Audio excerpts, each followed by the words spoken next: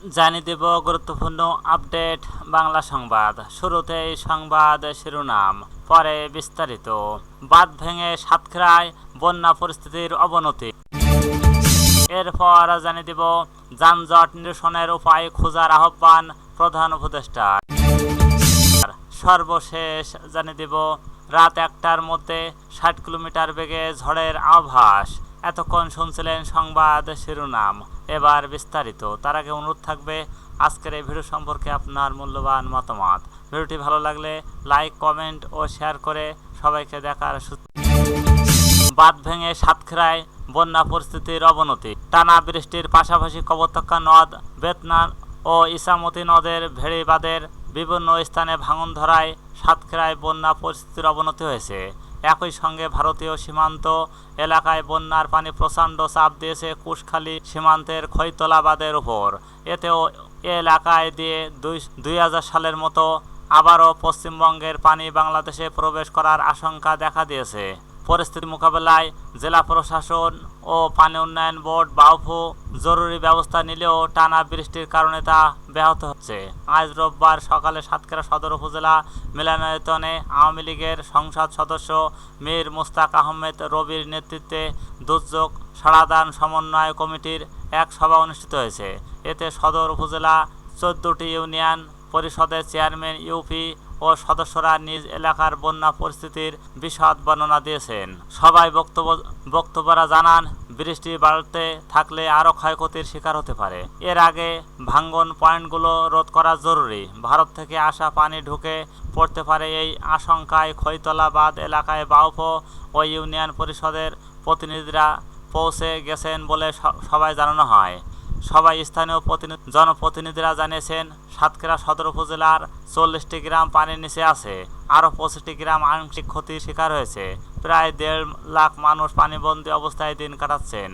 সাতক্ষীরা সদর উপজেলা 13 নম্বর লাপসা ইউনিয়নের বিনিরপোতা মাছ বাজারের পাশে বেতনা নদের বাঁধ ভাঙনের কারণে অত্র এলাকা 40 থেকে 45টি গ্রাম প্লাবিত হয়ে গেছে এবং প্রায় 7 থেকে 10,000 একর ঘের পানিতে একাকার হয়ে গেছে। বেতনা নদীর পানি বেড়ে যাওয়ার কারণে সমস্ত গ্রাম প্লাবিত হয়ে গেছে এবং আরও ব্যাপক ক্ষয়ক্ষতি হতে পারে বিশ্লেষকরা আশঙ্কা করছেন।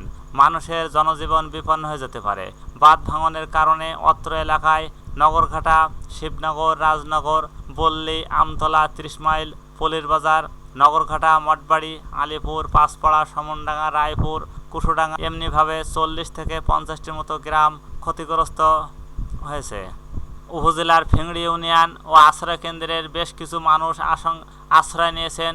নদী ও খাল দেওয়া সব ধরনের জাল, বাঁশের চাটাই, পাটা অপসারণের কাজ শুরু হয়েছে। সংসদ সদস্য মীর মুস্তাক আহমেদ রবি বলেন, বাউফোর অবহেলা ও অদূরদর্শিতার কারণে সাতক্ষীরা জেলা দিন দিন জলাবদ্ধতার শিকার হচ্ছে।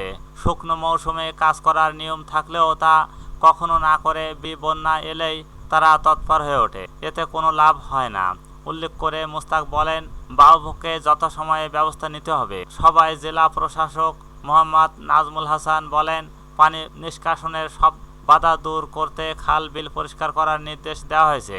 একই সঙ্গে সব সরকারি ও খাস খাল ও বন্দোবস্ত নিয়ে মাছ চাষের জন্য পানি আটকে রাখা হচ্ছে, সেগুলো বাতিল করা হবে বলে জেলা প্রশাসক জানিয়েছেন।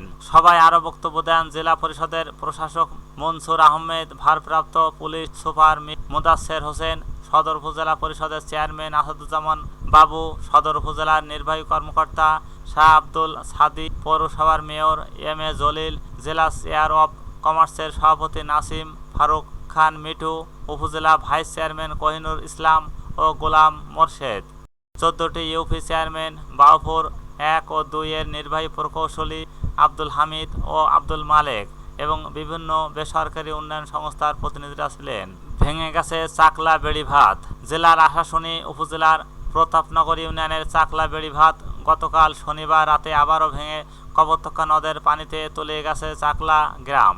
একই সঙ্গে 200 পানীয় নদের পানির সঙ্গে একাকার হয়ে গেছে। ওই ইউপি চেয়ারম্যান জাকির হোসেন বলেন, গত বছরের 22 এপ্রিল এই বাঁধ সংস্কার বাউফো টাকা বরাদ্দ পায়, অথচ এই টাকা কোনোভাবেই ব্যবহার না করে ফেলে রাখা হয়। এবার আবারও বাঁধ ভেঙে জনদুর্ভোগ বেড়েছে। আশাশুনির জেলেখালী ও দয়াঘাট ও চুইবাড়িয়া ও সুভদ্রবাটিকা এলাকায় ভয়াবহ অবস্থা বিরাজ করছে। যানজট নিরসনের উপায় খোঁজার আহ্বান প্রধান উপদেষ্টার।